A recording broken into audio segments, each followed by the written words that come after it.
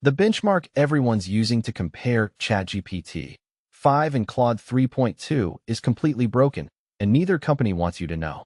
So here's what's happening. When OpenAI and Anthropic release a new model, they throw out a bunch of benchmark scores.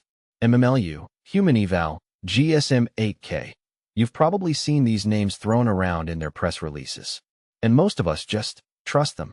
We look at the numbers, Claude's ahead on this one, ChatGPT's ahead on that one, and we move on.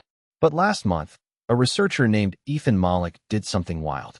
He took both models, ChatGPT-5 and Claude 3.2, and he tested them on real-world tasks that actually matter. Not benchmark problems. Real stuff. Coding a full app from scratch. Debugging production code. Writing a research paper. Iterating based on feedback. The things you actually use these models for. And the results didn't match the benchmarks at all. See, here's the thing about benchmarks. They're like measuring a car's performance by how fast it goes in a straight line on a closed track. Yeah, top speed matters. But if you're actually driving to work, you care about how it handles traffic, how it parks, how reliable it is over time. The benchmark measures one dimension. Real work has dozens. Let me break down what Mollick found, because it changes how you should actually think about these models. First, ChatGPT-5 scores higher on most traditional benchmarks. We're talking 92% on MMLU, better numbers on math, better on code synthesis. It's the flashier set of stats. But when Mollick tested both models on an actual software engineering task, building a multi-page app with a database and user authentication, Claude 3.2 finished first, with fewer errors, and required less back-and-forth iteration. Why? Because the benchmark doesn't measure what actually matters in real work. Coherence over a long conversation, the ability to catch and fix your own mistakes, and knowing when to ask clarifying questions instead of hallucinating an answer. Claude 3.2 is trained differently. It's trained to be more cautious. It'll tell you when it's uncertain. It won't confidently give you a wrong answer and move on. On a benchmark, that looks like it's underperforming. In real work, that's the difference between shipping something that works and shipping something that breaks in production.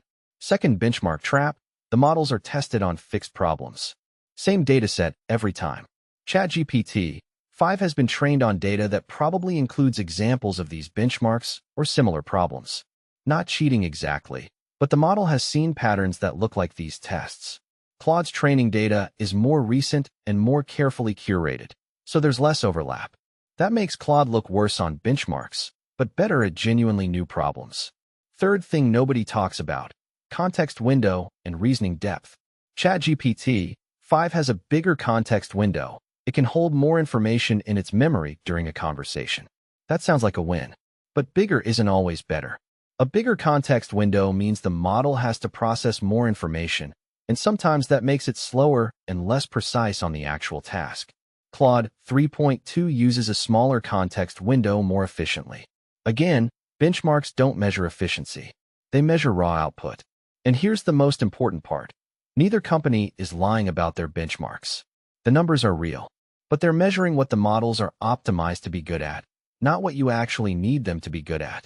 OpenAI optimized ChatGPT-5 to win on benchmarks. That's a perfectly rational business decision. Benchmarks are how people compare models. They drive adoption, but it means ChatGPT-5 is partially optimized for a test, not for your actual workflow. Anthropic took a different bet. They optimized Claude for safety, for honesty, for long-term reliability. That makes Claude lower on flashy benchmarks. But it makes it better for the work that actually matters. The work where you need a model you can trust not to confidently make stuff up. So which one should you use? That depends on what you're doing. If you're doing one-shot tasks, summarizing a document, writing a quick email, generating code snippets for a well-understood problem, the benchmarks actually do matter. ChatGPT-5 will probably feel snappier and more capable.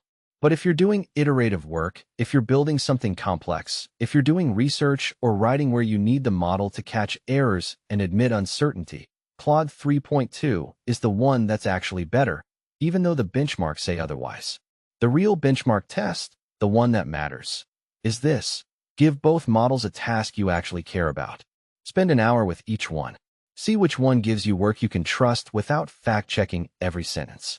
See which one catches its own mistakes. See which one asks smart, clarifying questions instead of just confidently generating garbage. That's the test nobody's running. That's the benchmark that matters. And honestly, the fact that the official benchmarks don't match real-world performance is a bigger problem than either model. It means we're all making decisions based on numbers that don't actually predict what we need. It means the companies building these models are optimizing for the wrong thing. If you're trying to figure out which AI tool to actually use for your work, not which one has the bigger benchmark numbers, but which one will actually make you more productive, you need to think about this differently. And if you want to actually stay ahead of this stuff without getting fooled by marketing numbers, subscribe. I break down these kinds of hidden trade-offs in AI every few days, and you're not going to get this analysis anywhere else.